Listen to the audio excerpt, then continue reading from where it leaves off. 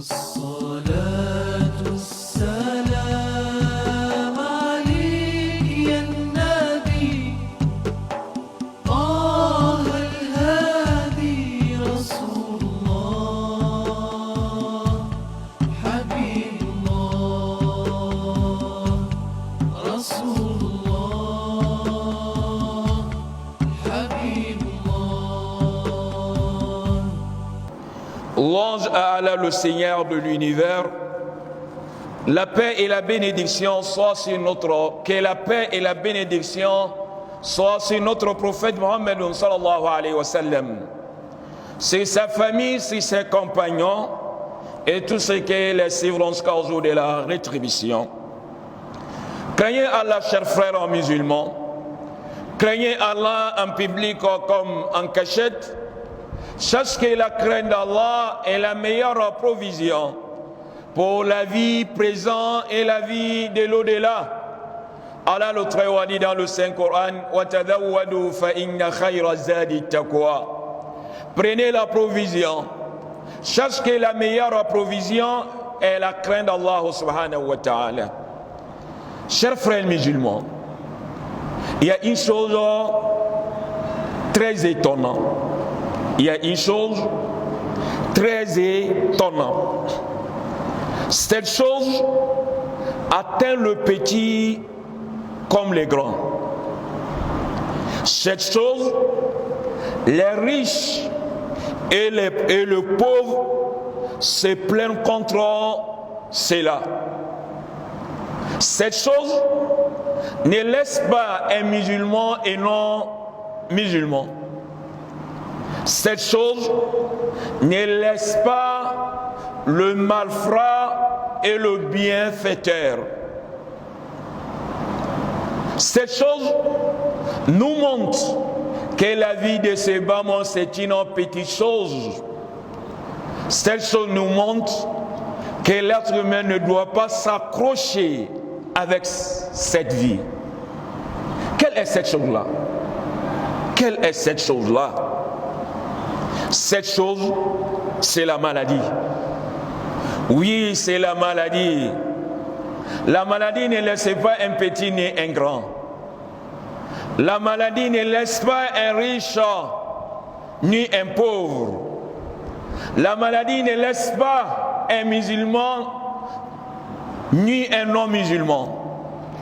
La maladie ne laisse pas le bienfaisant ni un malfrat. La maladie atteint tous les mondes. Même le prophète Mohammed sallallahu alayhi wa sallam, le meilleur créature, a subi la maladie. La religion islamique nous a tracé un chemin. Le moment où le musulman sera atteint par la maladie, l'islam lui a tracé le chemin à suivre. Lorsque tu tombes malade, il y a un chemin à suivre dans notre religion. La première chose qui est demandée à celui qui sera tombé malade, c'est d'agréer, accepter la volonté d'Allah subhanahu wa ta'ala. C'est d'agréer, d'accepter le destin d'Allah subhanahu wa ta'ala, de croire que cette maladie, Allah a prédestiné cela avant ta naissance. Allah a prédestiné cela avant que tu viennes dans la vie de ces bâmons. D'agréer, d'accepter cela. C'est pour cela Allah le Très-Haut dit dans le Saint-Coran: ما أصاب من مصيبة في الأرض ولا في أنفسكم إلا في كتاب من قبل أن نبرأها. Il a dit: nul le malheur qui va atteindre la terre ou il va atteindre ta personne, sauf cela était déjà écrit auprès d'Allah subhanahu wa ta'ala avant que cela va t'atteindre. Cela est défini, cela est écrit, c'est fini. Inna dhalika ala Allah yasir. Cela est très facile pour Allah subhanahu wa ta'ala. Oui, si tu es atteint par une maladie, si tu es malade, il faut agréer le destin d'Allah subhanahu wa ta'ala. Il faut accepter le destin d'Allah subhanahu wa ta'ala. Il faut accepter ce que Allah a prédestiné pour toi. La deuxième chose, il faut être endurant et patient. Endurant et patient pour supporter cette maladie. Oui, il faut être endurant et patient pour supporter cette maladie. Le prophète sallallahu alayhi wa sallam a dit dans un hadith que l'affaire d'un croyant est étonnante. L'affaire d'un croyant est étonnante. Puis il a dit, tout ce qu'il va atteindre le croyant, cela est bonheur pour lui. Cela est bon pour lui. Et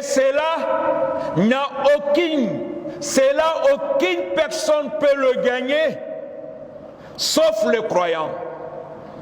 Oui, c'est le croyant seul qui peut gagner cela.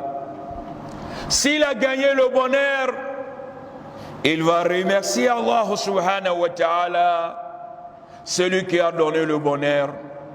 Ça sera le bonheur pour lui. S'il a gagné le malheur, s'il est tombé malade, il sera endurant et patient. Ça sera aussi le bonheur pour lui. Et c'est là, aucune personne ne gagne cela, sauf le croyant. C'est pour cela, celui qui est atteint par une maladie, qui est malade, il est demandé à lui d'être endurant, d'être patient. La troisième chose, de se confier à Allah et de s'accrocher à lui. Il faut te confier à Allah. Il faut t'accrocher à Allah. Pourquoi? Parce que c'est Allah qui donne la santé. Celui qui est le guérisseur. Celui qui donne la santé. Tu places ta confiance en lui et dans le même moment, tu fais les causes, tu fais les moyens, légiférer, autoriser pour lutter contre cette maladie. Oui, tu places ta confiance en Allah, mais tu vas sur le chemin pour lutter contre cette maladie. Le chemin légiféré par Allah, le chemin déterminé par Allah, de ne pas suivre le chemin interdit dans notre religion. Mais il faut suivre le chemin légiféré par Allah pour chercher ta santé. En faisant cela, tu places ta confiance en Allah. Allah le Très-Haut a dit dans le Saint-Coran, si une maladie t'atteint, nul ne peut soulever, guérir cette maladie, sauf Allah le Très-Haut. Si une maladie t'atteint, nul ne peut guérir cette maladie, sauf Allah le Très-Haut. Il a dit encore dans un autre verset, quiconque va placer sa confiance en Allah, Allah lui suffira. Il a dit encore, le prophète sallallahu alayhi wa sallam a dit, Allah n'a pas fait descendre une maladie jusqu'à ce qu'il a fait descendre le remède contre cette maladie. Oui, il n'y a pas une maladie qu'Allah a fait descendre sans le remède contre cette maladie. C'est pour cela qu'il a demandé de chercher le médicament efficace contre cette maladie, mais tu places toujours ta confiance en Allah. La cinquième chose, il est demandé de prendre une bonne intention envers Allah, de prendre une bonne pensée envers Allah et d'espérer sa miséricorde. Lorsque tu es malade, il faut prendre une bonne pensée envers Allah subhanahu wa ta'ala. Il faut espérer sa miséricorde et de ne pas souhaiter la mort à cause de la maladie. Quelle qu'en soit la maladie. Le prophète nous a interdit, sallallahu alayhi wa sallam, de souhaiter la mort à cause d'une maladie. De ne jamais souhaiter la mort parce que je suis malade, je suis très fatigué. Même si je quitte dans cette vie, j'ai déjà désespéré. Je ne veux plus la vie, je vais mourir. Non. Quelle qu'en soit la maladie, le prophète sallallahu alayhi wa sallam nous a interdit de souhaiter la mort.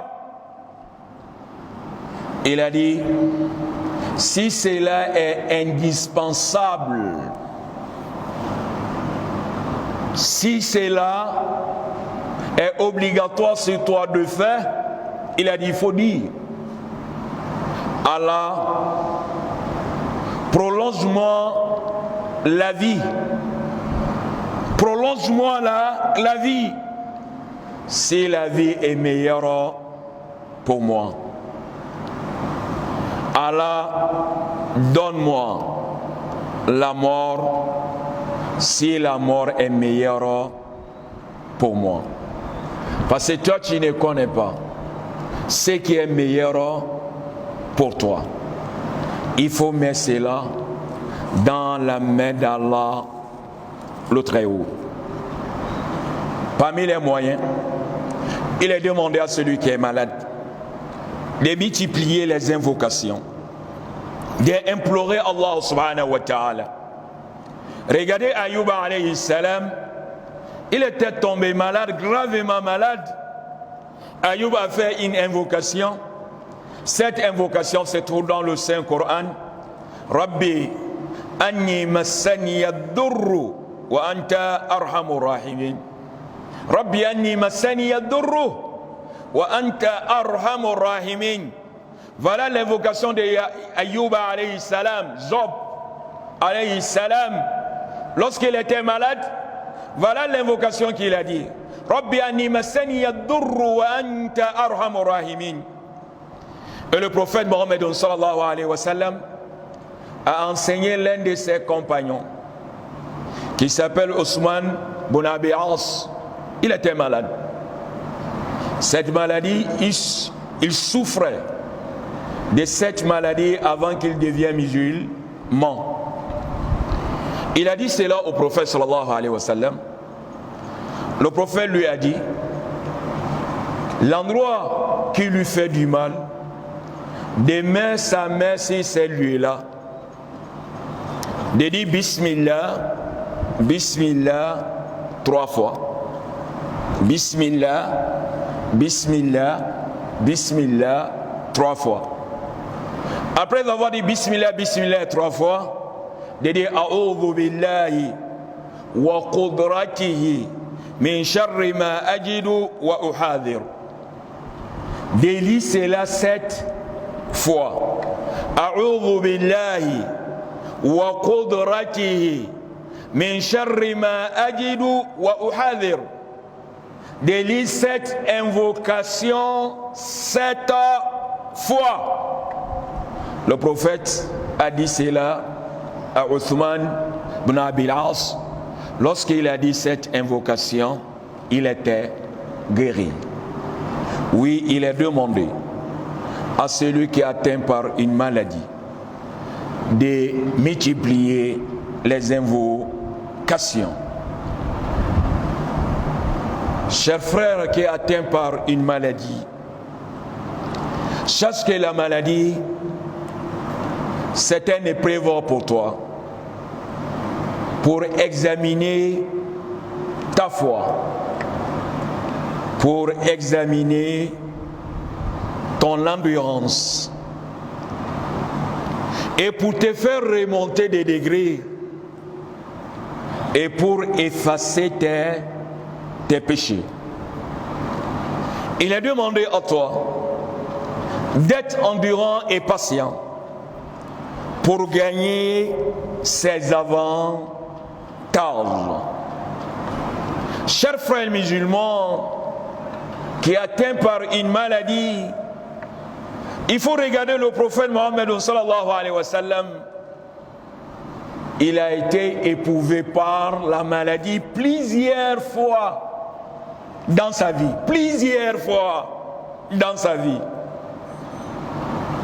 La maladie, dans sa dernière vie, cela lui a poussé d'isoler les gens, d'isoler, d'aller rester chez lui à la maison.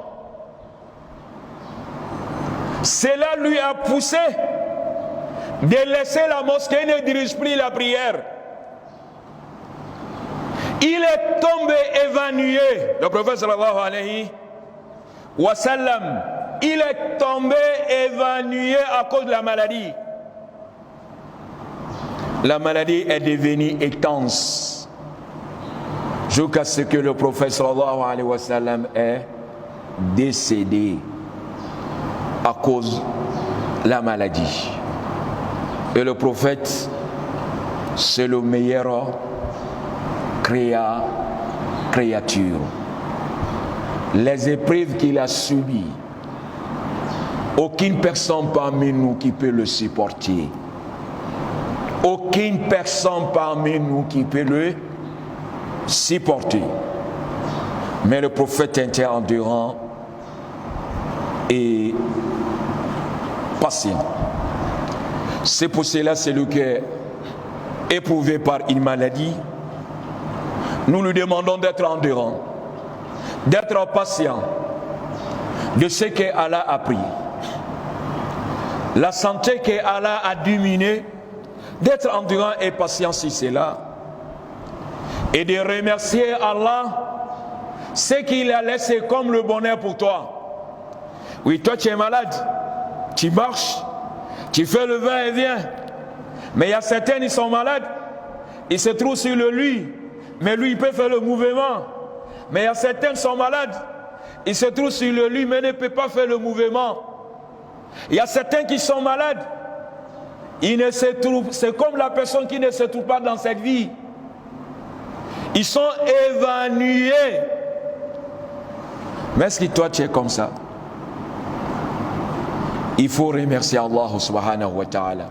Il y a certains gens, lorsque la maladie va les atteindre, lorsqu'ils seront tombés malades, ils vont oublier que c'est Allah qui donne la santé.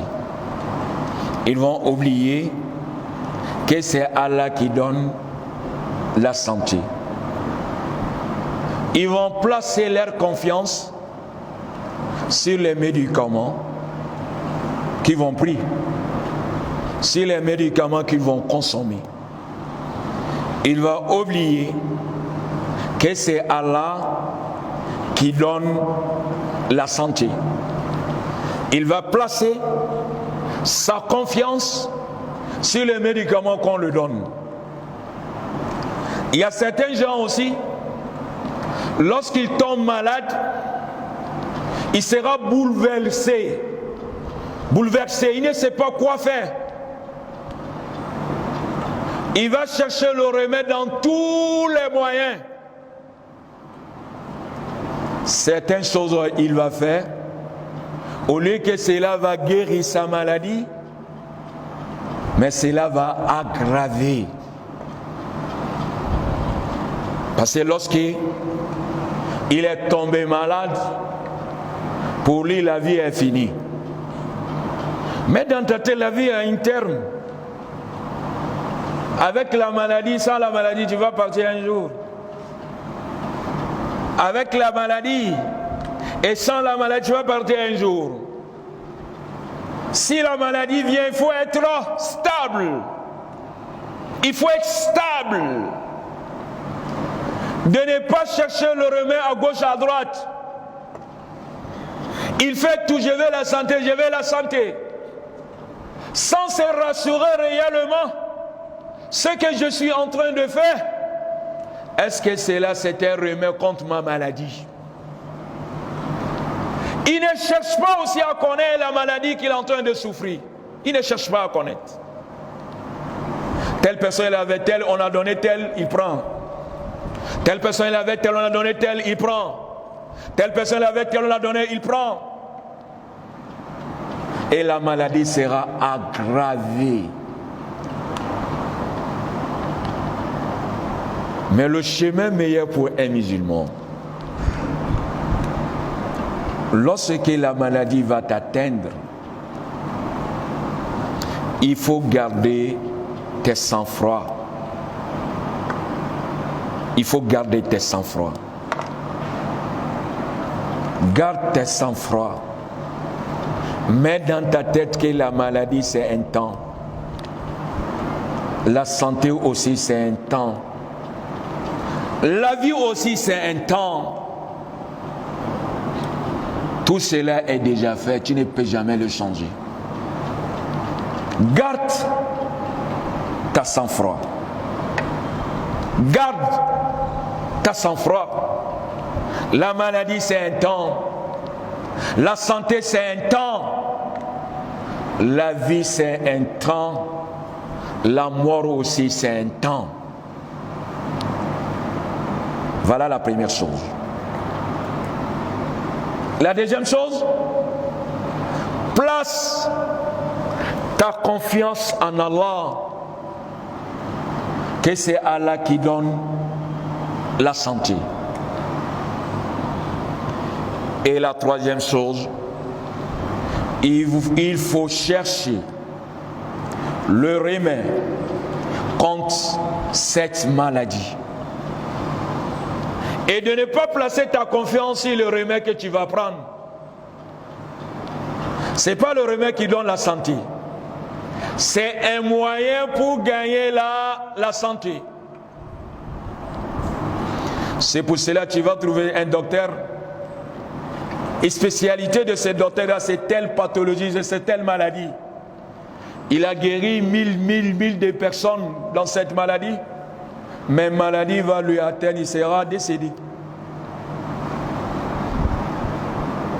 Cela montre. Ce n'est pas les médicaments que tu prends, cela te donne la santé. C'est un chemin. C'est un moyen pour gagner la santé. Mais ce qui donne la santé, c'est Allah. C'est Allah qui va faire en sorte les médicaments que tu vas prendre. Cet médicament va lutter contre la maladie. Et tu vas gagner ta santé. Wa idha maritu fahuwa yashin. Si je tombe malade, c'est Allah qui va me donner la santé. Oui, il faut prendre le médicament. Il faut prendre les médicaments, il faut prendre le remède. Mais ne place pas ta confiance sur les remèdes. Le remède, c'est un moyen que tu es en train d'utiliser. Pour que le moyen là devienne efficace, tu gagnes ta santé, cela vient d'Allah subhanahu wa ta'ala. Voilà le chemin des musulmans lorsqu'il va tomber malade. Lorsque tu tombes malade, de ne pas être très inquiet, de ne pas être très inquiet, d'avoir peur, comme c'est la mort qui est arrêtée devant ta porte, comme c'est fini, non. Il faut mettre dans ta tête, la santé a un temps, la maladie a un temps, la vie a un temps, la mort aussi a un temps. Fin. Et place ta confiance en Allah. Fais le moyen légiféré. Prends les médicaments, le remède. Mais en faisant tout cela, place ta confiance en Allah le Très-Haut. Nous demandons à Allah le Très-Haut de donner la meilleure santé à nos frères qui sont atteints par la maladie, de leur donner la meilleure santé, de leur donner la meilleure santé. اللهم أعز الإسلام والمسلمين وأذل الشرك والمشركين وانصر عبادك الموحدين. اللهم أرنا حق حقا وارزقنا اتباعه وأرنا باطلا باطلا وارزقنا اجتنابه. اللهم إنا نعوذ بك من جهد البلاء ودرك الشقاء وسوء القضاء وشماتة أعداء. اللهم إنا نعوذ بك من زوال نعمتك وتحول عافيتك وفجاعة نقمتك. اللهم إنا نعوذ بك من البرص والجنون والجذام ومن سيء الأسقام. اللهم رحمتك نرجو، اللهم رحمتك نرجو، اللهم رحمتك نرجو، ولا تكلنا إلى أنفسنا طرفة عين. يا حي يا قيوم برحمتك نستغيث، يا حي يا قيوم برحمتك نستغيث. أصل لنا شأننا كله ولا تكلنا إلى أنفسنا طرفة عين. أصل لنا شأننا كله ولا تكلنا إلى أنفسنا طرفة عين. ربنا آتنا في الدنيا حسنة وفي الآخرة حسنة وقنا عذاب النار. ربنا لا تزغ قلوبنا بعد إذ هديتنا وهب لنا من لدنك رحمة إنك أنت الوهاب. اللهم هب لنا من أزواجنا وذرياتنا قرة أعين واجعلنا للمتقين إماما. ربنا اصرف عنا عذاب جهنم من عذابها كان غراما إنها ساءت مستقرا ومقاما برحمتك يا أرحم الراحمين. اللهم إنا نسألك في هذه البلدة قرارا وأمنا. اللهم إنا نسألك في هذه البلدة قرارا وأمنا. اللهم إنا نسألك في هذه البلدة قرارا وأمنا وسائر بلاد المسلمين. سبحان ربك رب العزة عما يصفون وسلام على المرسلين والحمد لله رب العالمين. Le serment était très riche concernant l'épidémie. Et ce qu'Imam vient de dire, c'est très très important. Bien vrai qu'il y a des maladies. Chaque croyant doit croire que cette maladie, ça existe. C'est à nous maintenant de gérer. Avec comment il faut gérer, il faut respecter les mesures barrières. Il faut respecter ce que les consignes que l'autorité nous donne. Distanciation et comment il faut vivre avec ces maladies. Et maladie, c'est quelque chose, comme Imam vient de dire, même le prophète est tombé malade. Mais si tu tombes malade, il faut être croyant. Il faut savoir gérer. C'était très enrichissant et je trouve aussi que l'imam a été pertinent. Et c'est par rapport à la situation actuelle que nous vivons ici. On est en temps d'épidémie, le coronavirus. Et le serment là, ça touche le cœur des uns et des autres à comprendre que en temps de maladie, il faut savoir que tout ce qui arrive à l'être humain, notamment le musulman, vient de Dieu en fait. Et prendre ça avec foi.